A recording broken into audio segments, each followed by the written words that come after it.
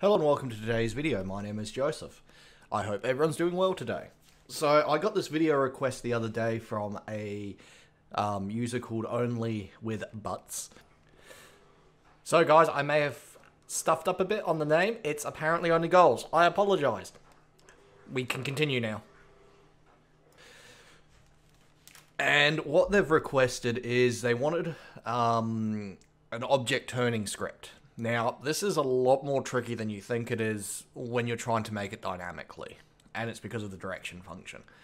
Before I get into explaining it, I just want to say a huge thank you to all you guys. You guys are all amazing and muchly appreciated. This script is up on the Google Drive.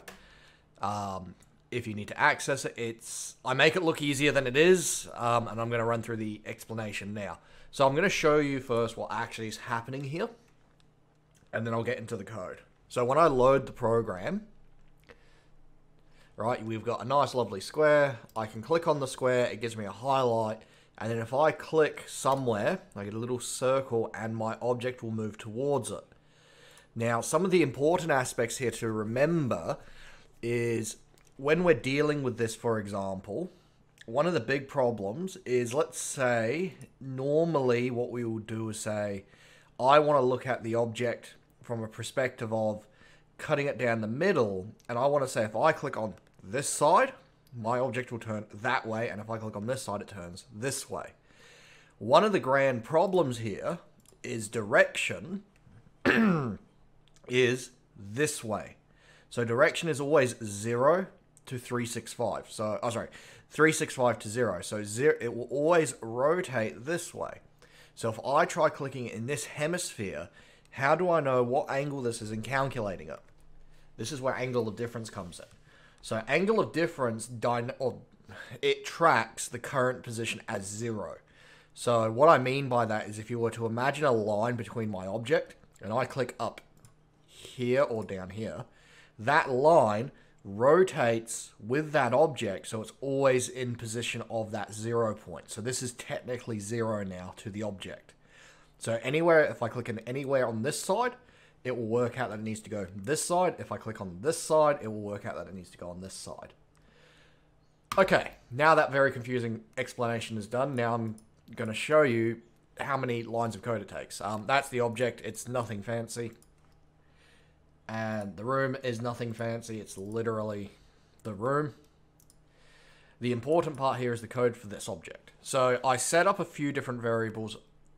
They're all relatively important. So the first one is the object selector. So I need a way to interact with my object. Let me make it bigger for you guys. So I need an object selector, and I need to track my mouse positions or where my object is trying to move to. And then I've got a special error correction. I'll explain that later. That's a percent value. So it's an actual percentage. So the reason these are set to -1 is I need a way for the code to know when it's not engaged. -1 is my tag, my flag basically, to tell it you're not in use. And you'll see why in a moment. So let's go to the step event. So in my step event here, I've got a few different things going on.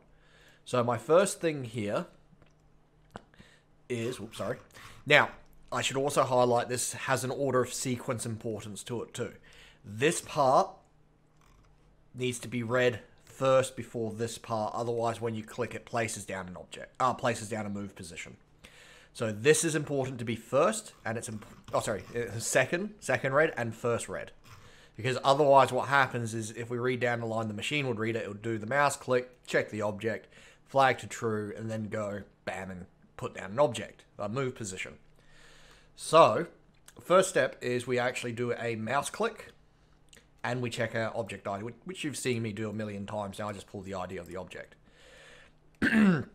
The var object select equals true. Got my semicolon thing there. And then if I right click it, disables it, and I set my image angle to direction. I had some weird issues with this, and I don't know if Gamemaker's changed something. Let me know in the comments, because I haven't checked yet. But for some reason in the old way I used to do it is I used to be able to do image angle equals direction, and it would just dynamically update the direction. I don't know if they've changed that now, so I've had to change the way I do that. The second part to this script is when the object is selected, we've got a few things that it goes into. So the first thing we go into is the object selector here, equals true. Then when I press my mouse again, left, we then set these two value points to the mouse X and Y.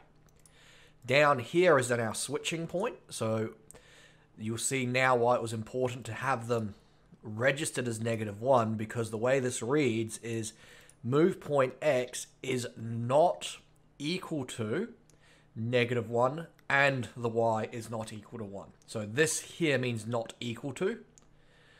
So that would be the same as doing something like that. I'm pretty sure. So it's like if not, but I do it this way because it gives me more flexibility. The next step that happens, I use this angle of difference. So I've done a few little videos around angle of difference. And what angle of difference basically is that invisible line I was talking about, that center pointing line. And what I'll do is I'll actually grab that and put it in a text in a moment, and we'll rerun the script and you'll see what I mean. So I'll copy that for now. But what I do is I run an angle of difference versus my current direction of object versus round. Very important to add a rounding to this because otherwise you're going to get a point value. It's going to get very messy. Round it to a point direction X, Y, moving point. So that just returns my other direction. So that's my goal direction to get to. From there, I've got my direction, which is minus equals 1 multiplied by my error. So remember when multiplying in percentiles, if I multiply by 1, right, that's basically going to make it 0.1. And then as I multiply up, it scales upwards. So if I go to 3 or 4, that gives me just that bit of flexibility to make it a bit more dynamic and a bit better. It's just an important thing for smoothing, because if I set it to 1, 2, 3, the object could get stuck. So you need to ramp it up a little bit. So again, I've got the same thing happening. So you can see I've just changed, is it greater than or less than? That's the only changes on these two. And one is an add and one is a take. The next part is my error correction. So each time this script runs, so remember it runs once, 30 times a step or 60 times a step, depending on how many frames your game is running at, or your room speed. So here this will increase basically 0.1 or 0.01 every time it reads up to a maximum of 3. If you get stuck with turning issues, make that bigger. If you want it to be smaller, make it smaller. It will just change how quickly it ramps up its, not quickly, how sharply it can turn. The next part is I set friction to 0 because this script uses speed. Then my object starts to move. If it's less than 2, it will go speed plus equals 0.02 plus speed divide 100. So that should give it a ramping value as well. It just gives it a nice smooth effect. Then once my object has reached its destination, so you'll see that this is all contained. So I'm just going to show you all contained within here. So when it reaches its distance to this point with a bit of an error of about 15 pixels in radius, so once it reaches there, it will reset itself to -1, -1. It will then reset the error turning, and it will set friction to 0.01 to just give it that bit of a slide to come to a stop. The last thing here is the drawing. So this is what I was getting at before with the whole image index here. I used to be able to just do a sprite, and whatever my sprite is, I didn't have to do an extra and could draw it that way, and it would give me my rotating sprite, for lack of a better word. Didn't work this time, don't know, couldn't be bothered. Instead, I just did the extended function.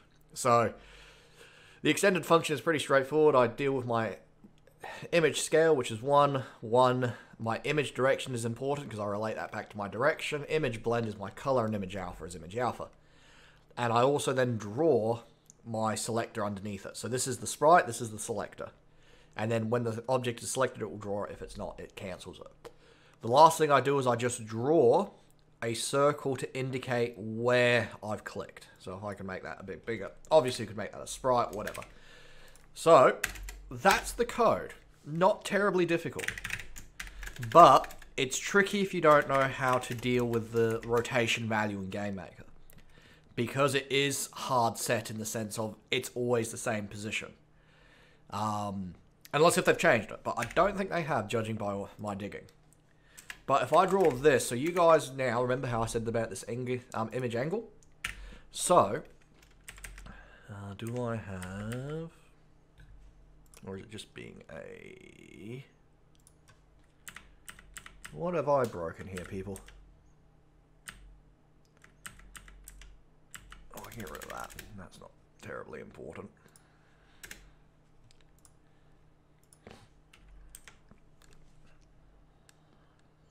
That should be the destination. Source destination. What have I broken? Every time I go off script, this happens.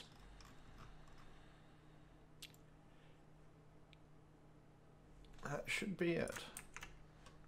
Should be it.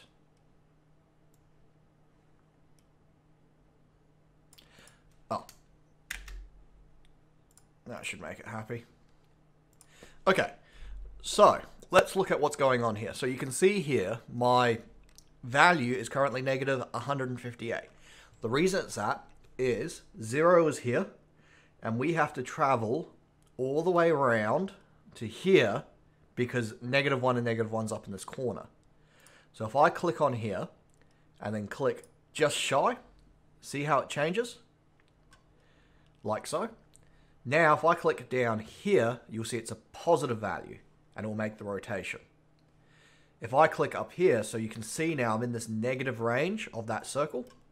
Oh, sorry, positive range, apparently. It will start traveling towards there, like so. So you'll see if I click on this side, it returns a negative, like so. If I click on, well, let me get him back up this way.